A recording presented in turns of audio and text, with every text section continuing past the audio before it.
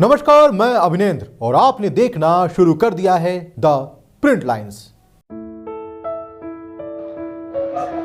दक्षिण अफ्रीका में इसी महीने चुनाव होने जा रहे हैं। चुनाव में एक बड़ा मुद्दा है हिंसक अपराध। बीते साल देश में हत्याओं ने 20 साल का रिकॉर्ड तोड़ दिया। ऐसे में यहाँ के लोगों में हिंसक अपराध को लेकर चिंताएं हैं। यहाँ के राजनेता अपराधों पर लगाम कसने को लेकर तरह तरह के वादे कर रहे हैं। हत्या की दर पिछले 20 साल के उच्चतम स्तर पर है। आइए उन लोगों के बारे में जानते हैं जो अपराध के खिलाफ अपने तरीके से लड़ रहे हैं। जैसे ही आसमान में सीटियों की गूंज सुनाई देती है, पीले और नारंगी रंग के हाई वीट जैकेट पहने लोग दौड़ पड़ते हैं। तभी आवाज आती है, हे भगवान। जमीन पर गिरे हुए पुलिसकर्मी को देखकर कोई चिल्लाता है, पुलिसकर्मी को गोली लगी है। ये दक्षिण अफ्रीका में जोहान्सबर्ग के बाहरी इलाके में स्थित एक शहर डीपस्लूट की शुक्रवार की रात है, जहां पर यह घटना घटी है। 41 साल के वॉलंटियर एबेल रैपलेगो कहते हैं कि यहां अक्सर ऐसा होता है। शाम ढलने के बाद हर रात एबेल अपनी टीम के साथ गश्त करते हैं। पुलिस की गाड़ी ने भीड़ को तितर-बितर कर दिया। गाड़ी को देखकर एबेल चिल्लाकर कहते हैं, पेट्रोलर्स रास्ते से हट जाओ, पुलिस को अपना काम करने के लिए समय दो। घायल पुलिसकर्मी का नाम टॉम मार्शेले था। 38 साल के टॉम को अस्पताल ले जाया गया, लेकिन कुछ हफ्ते बाद ही उनकी मौत हो गई। इस हत्या के मामले में किसी की गिरफ्तारी नहीं हुई। यह घटना तब घटी थी जब वो ड्यूटी पर नहीं थे। ड्रग्स और अपराध पर संयुक्त राष्ट्र कार्यालय के ताजा आंकड़ों के मुताबिक दक्षिण अफ्रीका उन देशों में से एक है जहां दुनिया भर में हत्या की दर सबसे ज्यादा है। पिछले साल यहां 27,000 से ज्यादा हत्याएं हुई। इसका मतलब यह है कि हर 1 लाख में से 45 लोगों की हत्या। तुलना के लिए ये बता दें कि अमेरिका में ये आंकड़ा 1 लाख पर 6 लोगों का है। एबेल रैपलेगो का कहना है कि अपने परिवार की सुरक्षा के लिए उनके पास एकमात्र तरीका ये है कि वे अपने समुदाय को बचाने के लिए वो गश्त करें। वो कहते हैं कि इसमें जान का खतरा है, क्योंकि डीपस्लूट पूरी तरह से अपराधियों के हाथ में है। पेट्रोलिंग करने वाले वॉलंटियर्स की टीम पुलिस के साथ मिलकर काम करती है। ये एक अनाधिकारिक समझौता है, क्योंकि वॉलंटियर जो भी कुछ करते हैं उसके लिए उन्हें आधिकारिक मंजूरी नहीं मिली है। किसी को भी इसके लिए सैलरी नहीं मिलती है और वो बंदूक लेकर नहीं चलते। लेकिन उनके पास इस जैम बॉक्स होता है, जो कि चमड़े का एक चाबुक होता है। रैपलेगो कहते हैं कि हम रोक रहे हैं, तलाशी ले रहे हैं, और अगर आप एक अपराधी हैं और हमारी बात नहीं मानेंगे तो आप पर इस जैम बॉक्स पड़ेगा। इन वॉलंटियर्स के पास किसी को रोकने या तलाशी लेने का कानूनी अधिकार नहीं होता है, लेकिन इसके बावजूद ये एक सड़क से दूसरी सड़क पर जाकर देर रात निकलने वाले किसी भी शख्स से पूछताछ करते हैं। जैसे ही ये टीम एक दुकान से होकर निकलती है, उस दुकान का मालिक कहता है कि उनके साथ अभी अभी लूटपाट हुई है।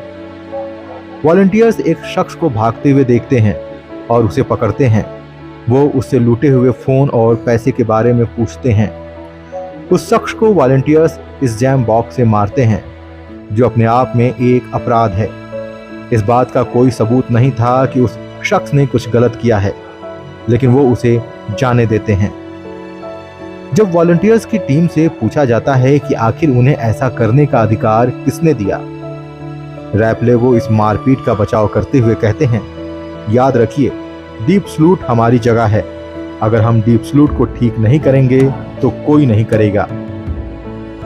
दक्षिण अफ्रीका के अपराध के आंकड़े बताते हैं कि हत्या के शिकार ज्यादातर काले युवा हैं और वॉलंटियर्स भी खुद को जोखिम में डाल रहे हैं। 2 साल पहले 21 साल के अल्फा रिकोटेसु की पेट्रोलिंग के दौरान गोली मारकर हत्या कर दी गई थी। उनके पिता डेविड रिकोटेसु कहते हैं, मैं हालात को स्वीकार करने की कोशिश करता हूं, लेकिन ये अब भी दर्दनाक है। वो अपनी जिंदगी बचाना चाहता था, मेरी और अपने परिवार की भी। वो अपराध के खिलाफ लड़ रहा था।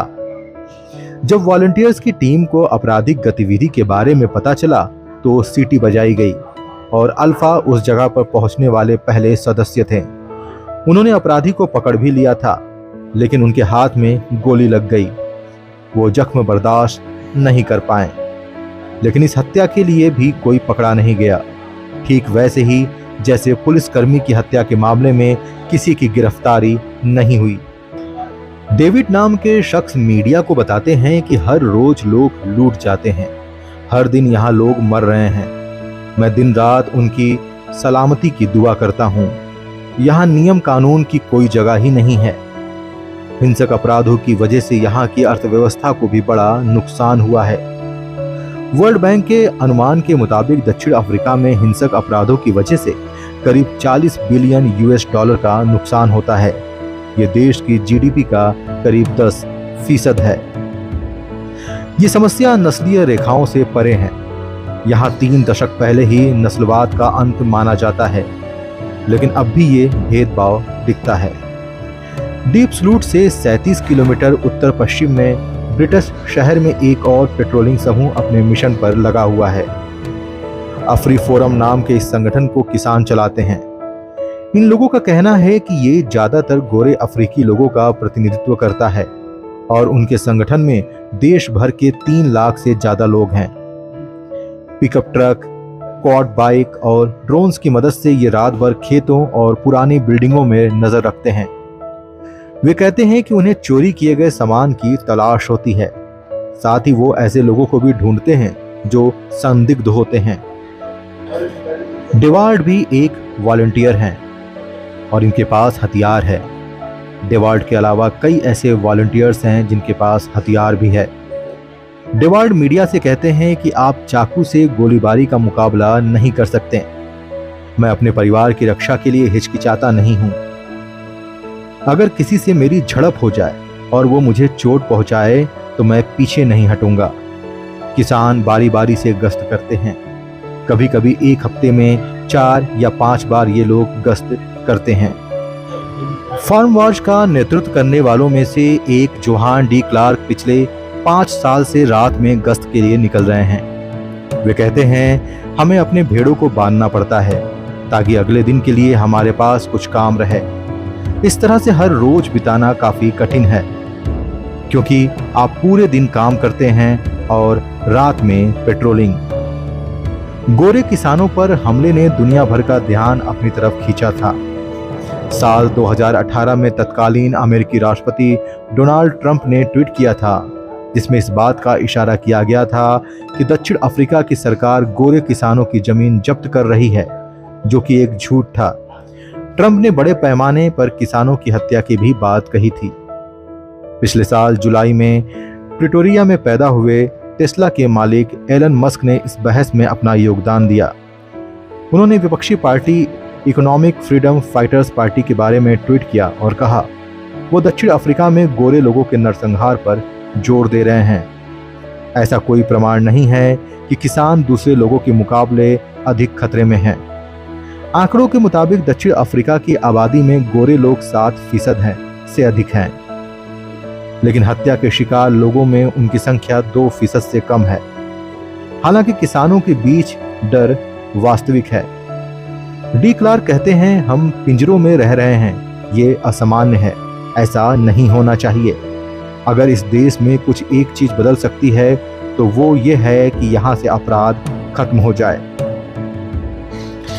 पुलिस ने भी ये माना है कि देश में बड़े पैमाने पर अपराध पसरा हुआ है, लेकिन मीडिया को दिए गए एक बयान में पुलिस विभाग के प्रवक्ता का कहना था अपराध की स्थिति में सुधार के लिए आक्रामक रूप से कई तरह के काम किए जा रहे हैं। इनमें पिछले 3 सालों में 30,000 पुलिस अधिकारियों की भर्ती का अभियान भी शामिल है। 20 साल में पुलिस बजट लगभग 2 गुना हो गया है।